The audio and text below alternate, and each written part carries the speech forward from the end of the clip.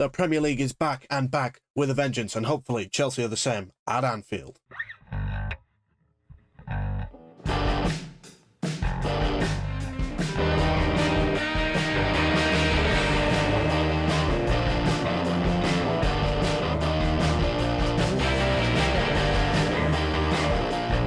Alright, ladies and gentlemen, welcome back to the channel today. My name is the Crimson Wolf, and welcome back to the Chelsea Countdown. This time for what has to be our biggest game of the season so far, our away game versus Liverpool. This is undoubtedly our toughest test as a team to date. We've played some relatively solid teams. I believe both Brighton and Forest were pretty solid teams going into those games. But other than that, they've not been... and Man City, obviously, but we didn't win that game, so we're not going to talk about that. But other than that, we've not really played anybody in the top, half of the league, really. So this is a real test for us, this game, to see if we have truly improved or if we're going to not fare so well against the bigger teams. Last season, to be fair, we played well against big teams. It was smaller teams we struggled against. So far, that has not been the case. That's been the opposite, but we've only played one really big team, which is Man City, so limited data size. It is worth noting this is the beginning of a very rough couple of runs and games, because we have Liverpool away, then we have Newcastle at home, I believe, in the league. 3 days later, we play them at St James's Park in the Carabao Cup. We play, I believe, Man United away at Old Trafford. Then we're home to Arsenal, and then we have Leicester away, I believe, with some Conference League fixtures thrown in there, possibly another Carabao Cup tie as well if we proceed in that tie. Quick disclaimer, apologies if I do sound weird. I am a bit ill right now, so not feeling too great, but this was being such a big game, I had to get this done, really, and there will be a blue review after this for the game, I guarantee it. With that being said, let me get into the lineup for this game, and beginning in goal with Robert Sanchez. I said this going into the Forest game, Robert Sanchez needed to have a better game. The Brighton game, his decision making was largely awful. That first goal, he shouldn't have come out for it, and that second one, that pass was awful. He saved our ass in that game versus Forest. He bailed us out so hard. Hats off to Robert Sanchez for that. He does have to be on absolute top form. He cannot be making any mistakes, and he can't be making any stupid mistakes. He needs to be on absolute top form of this, both with his decision making and his shot stopping. It needs to be good from Robert Sanchez for this game. Now, he's only played Liverpool once out of the 3 games we played last season, because Georgi Petrovic played the other 2 away and at Wembley for the Carabao Cup final. It was the first game of the season, so no one really knew what Liverpool were about. We didn't. I don't even think they did, really. And he didn't have the biggest amount to do. We did concede a goal, but obviously we drew 1-1 that game. Liverpool's forward line is incredibly dangerous. There's no denying it. Between Mo Salah, Diogo Jota, Luis Diaz, Cody Gakpo, and everybody else, they have to be feared. But if our defence does a good enough job, with any luck, they won't reach Sanchez too often. And if that happens, that mitigates the amount of mistakes that he can make. With that being said, moving into the defensive line, and obviously this is something I am quite concerned with, because we do have 2 suspensions from our starting back line. Those, of course, being Wesley Fofana and Marco Correa, who are replaced by Tosin Adarabioyo and Renato Vega, playing alongside Levi Colwill and Malo Gusto. To start with Malo Gusto, he needs to have a really good game. He's possibly, and most likely probably, up against Luis Diaz. And Luis Diaz is currently the best left winger in the Premier League on form. And the big reason I'm concerned about this is because Gusto, I believe, has played Diaz twice, and both times he has not looked comfortable against him. I've seen Gusto go up against a lot of left wings in the Prem, and most of them he's looked pretty competent against. Most of them he's looked comfortable against. He has never looked confident against Luis Diaz.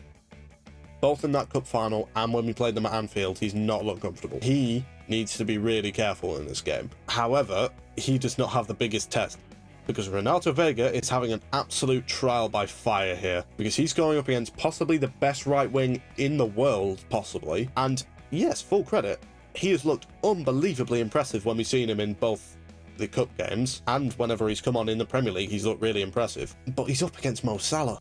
I wouldn't wish that on anybody. He needs to have a really good game. Now, the benefit to Vega is, said it before, say it again, He's fucking massive. He is 6'3" and he is built like a brick shithouse. If Salah thinks he's going to go through him, he's got another thing coming. However, Salah is obviously, he's quick and he can dribble. And Vega cannot get turned around by that. So Vega's response to that should be, you want to stand there doing your tricks, I will just run you through.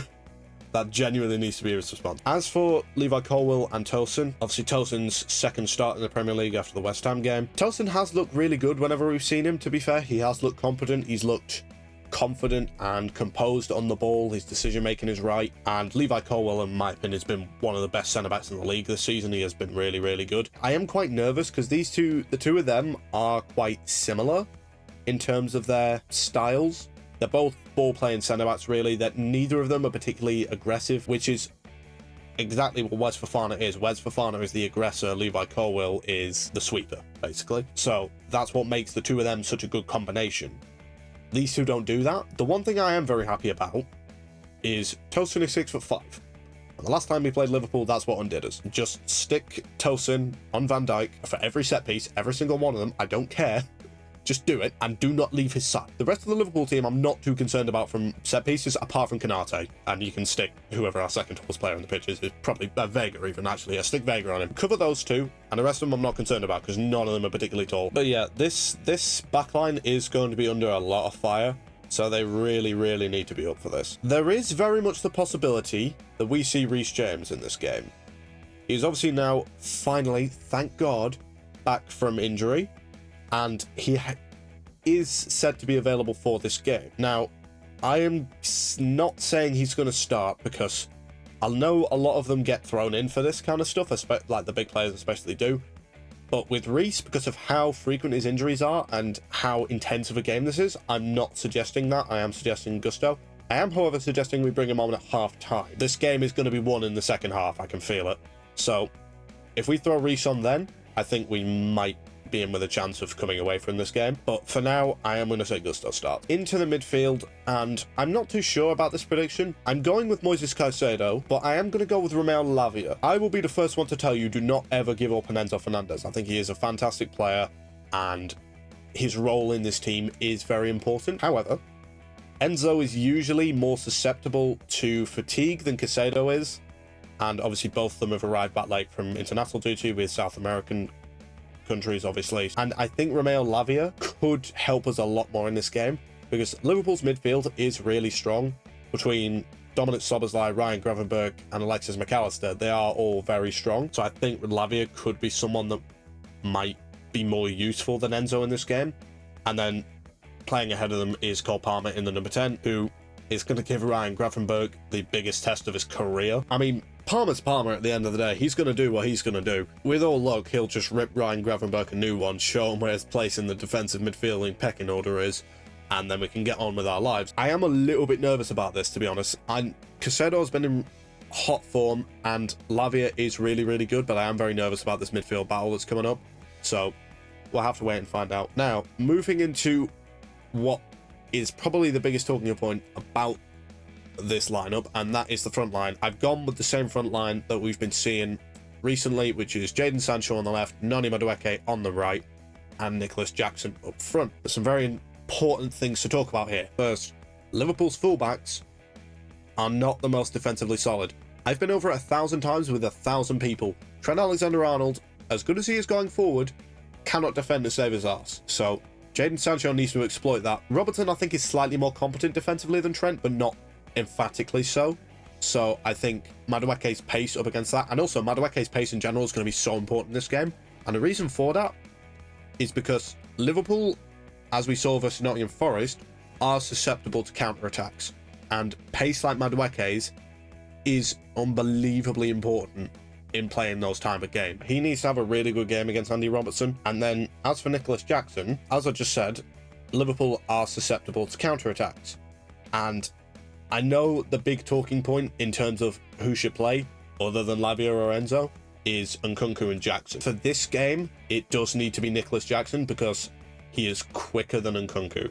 Yes, Nkunku is more composed with his finishing and better in close quarters dribbling to be able to score, but that is not going to be relevant in this game, because Jackson is the one that's going to be able to run in behind that back line because I trust him to get ahead of Virgil van Dijk and Ibrahima Konate more than I would in Nkunku. So it does need to be Jackson that plays in this game, not Nkunku.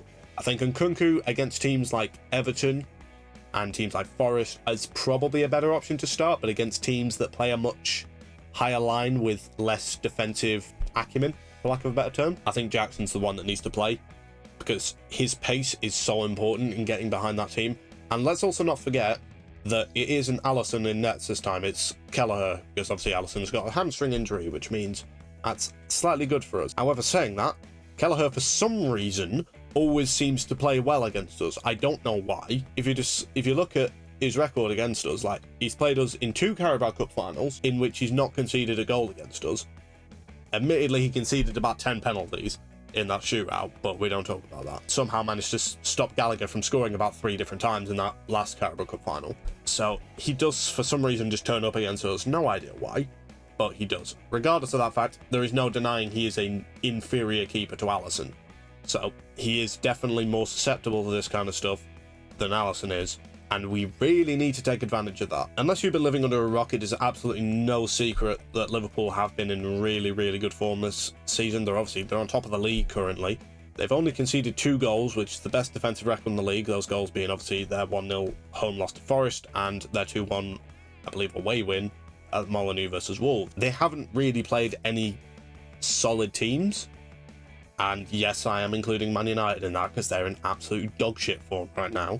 But none of the teams they've played have been particularly high class. I mean, I just mentioned Wolves. They're at the bottom of the league right now. They've played teams like Palace, who are in the relegation zone. They played Ipswich.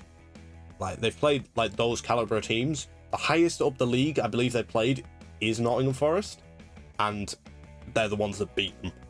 So we can definitely go there and win.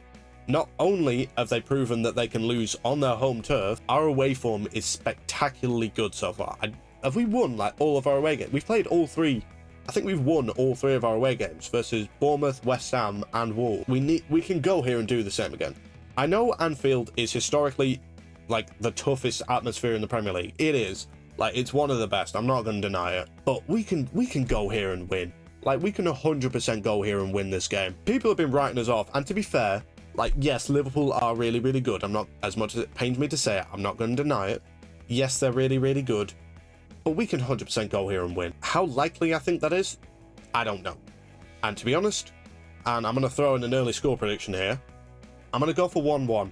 We have a long history of draws with Liverpool. Like, literally, until that 4-1 dismantling of us at Anfield, I think the last, like, 6, 7, 8 games were all draws between, like, the ranges of 0-0 to 2-2. So, like, okay, draws in 90 minutes, I mean. We don't talk about the FA Cup and Carabao Cup finals. We don't talk about that. Even including the Carabao Cup, that was a draw inside 90 minutes. I can see this being a draw. For goals, I'll go with Nicholas Jackson, and I'll go with Diogo Jota. Diogo Jota's been in good form for scoring goals recently, and for some reason always loves a goal against us.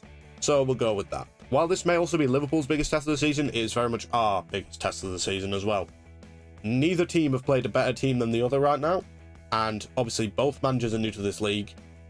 Slot has had a slightly kinder start to life at Liverpool than Maresca has at Chelsea, A, because his fixture list has been nicer, and B, because the team that Klopp left him was actually quite good.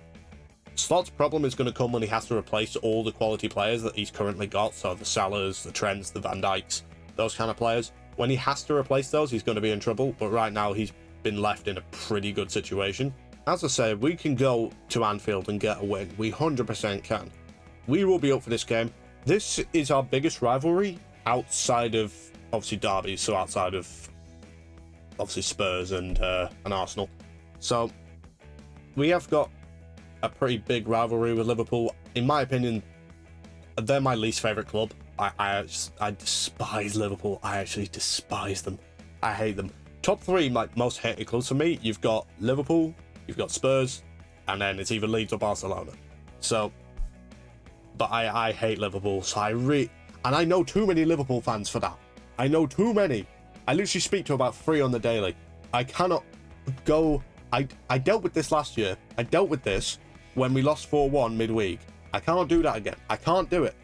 I cannot go into college after losing another game to Liverpool and have to deal with all of that. I can't do it, man. Do not make me do this. Do not make me do this. I can live with a draw. I can live with a draw. Do not, under any circumstances, have to make me go into college with a shit result. I can't do it, man. I cannot do it. I cannot deal with that again. I've dealt with it enough times, man. Oh, don't make me do it. I pray. Please don't make me do it. So, with that being said, I will end this episode of the Chelsea Countdown here. Thank you all very much for watching. I hope you all enjoyed very much. Please leave a comment down below for your thoughts and predictions for our upcoming game versus Liverpool. And just, I hope you enjoyed. So, with all that being said, my name is the Crimson Wolf. I am the reddest Chelsea fan on the internet. Don't know if I should be saying that, playing Liverpool. But regardless of that, you have all been amazing, and I will see you in the next one. Good luck with it.